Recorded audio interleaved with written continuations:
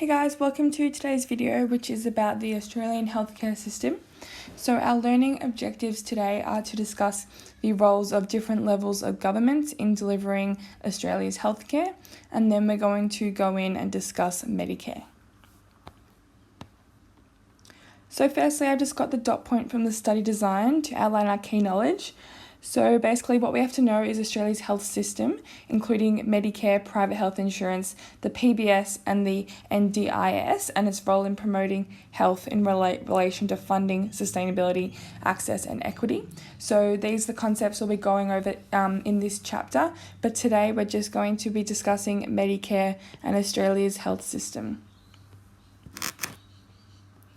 Okay, so firstly, we're going to talk about the different levels of government and their role in delivering healthcare. So firstly, our federal government, so they obviously have the hugest role, and that's the administration of Medicare. So that includes delegating funds for Medicare and also being part of creating legislation and basically overlooking the whole running of the Medicare scheme. The next thing is the administration of the PBS. So don't worry too much about this because we haven't discussed it yet. But it's basically somewhat similar to Medicare. So once again, having the major role in funding and overlooking the PBS scheme. And thirdly is quarantine. So you might see when you go to the airport, they're very strict on quarantine, what fresh things come in and out, because it has a huge role in protecting our country from foreign diseases. So our federal government certainly overlooks that. They also delegate funding to state governments, so that can be for things such as hospitals, which are run by state governments. And the fifth is regulating healthcare, such as private insurance, just to ensure that everything is running smooth and effectively. So I guess you could think of them as the people who oversee the entire healthcare system, but don't necessarily deliver the health services, because we can see this comes under the state government. So they're the government who actually focuses on delivering the health services, such as hospitals. They also have some roles in regulatory, so licensing GPs and ensuring that people have licenses for things like alcohol, responsible serving of alcohol, and as well as things such as road rules and tobacco bans. And finally, our local government, they're in charge of things such as inspecting commercial kitchens, so making sure we have a good hygiene standard, ensuring a good water quality, maintaining recreational facilities, delivering immunisations, and also monitoring our environmental health.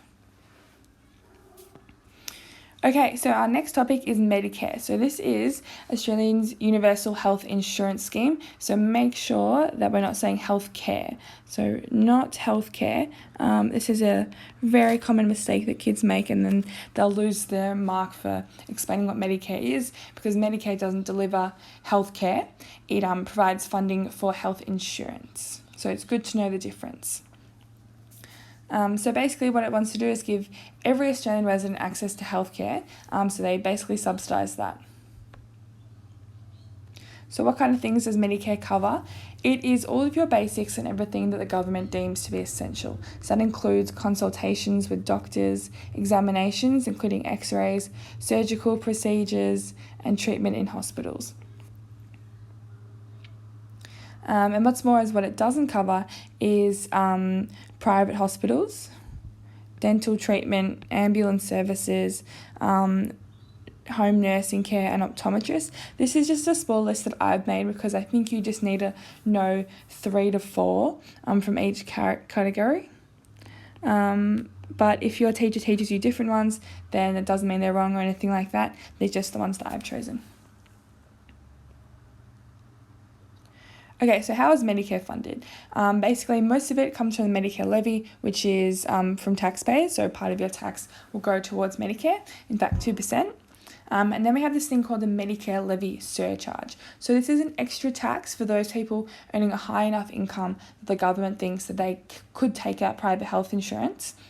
So it's an extra tax, and the reason why the government does this is to compel people to take up private health insurance if they can, and the people who fall under this surcharge definitely can based on their income. And then as well as the just general taxation. Okay, so down here are some key terms which we have to know when we discuss Medicare. So schedule fee, so this is the amount that the government thinks is appropriate for a specific service. So for a GP appointment, they might say, we think that is $50, but the GP might charge $70, so your gap would be $20. So the schedule fee isn't necessarily the fee charged, but how much the government thinks is appropriate. Bulk billing is basically when the schedule fee is in fact how much the doctor charges. So if the schedule fee was $50, the doctor also charged $50, then there would be no gap, and this is what we'd call bulk billing, because the amount covered by Medicare, which was the schedule fee, is the same as the actual fee, so there's no gap for the individual to pay. So this is always what we're trying to aim to achieve. Medicare Co-Payments, so this is the schedule fee which is paid for by Medicare. So once again, this was the $50 which Medicare says this is what we believe it's worth, and this is how much insurance money will give you for this treatment. And then the Medicare safety net, this is also an important one to know. So this is basically looking after people who have to access a lot of healthcare, and to make sure their insurance doesn't run out. There is this Medicare Levy safety net. So once you get to a certain level of services each year which are covered by Medicare, then they become cheaper for you for the rest of the calendar year. So it's basically a service which looks after people who have to obtain a lot of healthcare. Maybe that's because they have a chronic disease such as type 1 or type 2 diabetes. So it's certainly good for protecting our chronically ill people. And finally, just some advantages and disadvantages. So the good things about Medicare are that you do have a choice of doctor for out-of-hospital services. So that could be e.g. Your GP. It's available to all Australians, so it definitely doesn't discriminate. It doesn't matter how much money you have or you're going to earn in the future. It's available to everyone. It covers basic things such as tests and examinations. And then once again, the Medicare safety net provides extra financial contribution for those who need it most. And then there's our disadvantages. So there's things such as not having a choice of doctor for in-hospital treatments. So that's for public hospitals. There are extremely long waiting lists for many treatments, especially ones that aren't critical or aren't necessary. It doesn't cover all alternative therapies. So this is things such as naturopaths, or physios, or dentists. And it also doesn't cover the full amount of doctor's visits usually. So then we call this the gap between cost of the service, so cost and schedule fee.